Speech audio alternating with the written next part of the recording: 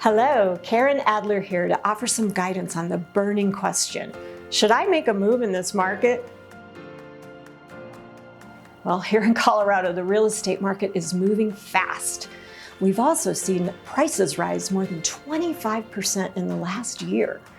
And yes, the idea of competing with the other buyers may seem a little bit daunting, but maybe a move is something you've considered, especially with the interest rates so low. And yet I know there's still a lot of questions. With all these questions, there's no clear answer. The right answer is the one that's best for you. So with that in mind, and to help you make the best decision, here are some things to consider, and they will hopefully answer another question we hear regularly. Housing inventory is low, and projections suggest demand will not be slowing anytime soon. In fact, over the next 25 years, we're expecting a population increase across the Front Range of 1.8 million people. So what does that mean? Well, a stable market for one, as well as continued appreciation due to ongoing demand.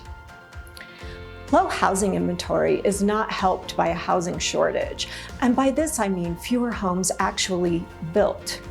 We've all seen new communities popping up, and the country may be now experiencing a relative boom in building, but there are 20 million fewer homes built over the last decade than in any decade since the 1940s. We are way behind on building after the last recession, and we've still not caught up. You know, buying a home is not a short-term investment. Home values fluctuate. They're likely to rise, but they could also drop. But do you see them really dropping more than 30%?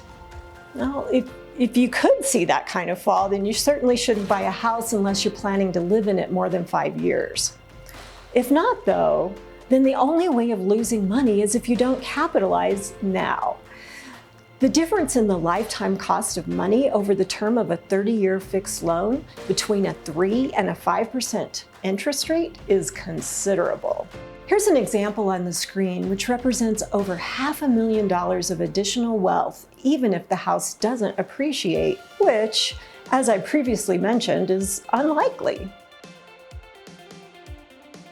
And we spoke of fluctuation in the market. Well, those fluctuations will be the same whether you're in your current home or your dream home.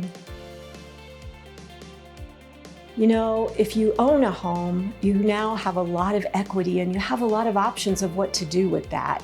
Here are just a few.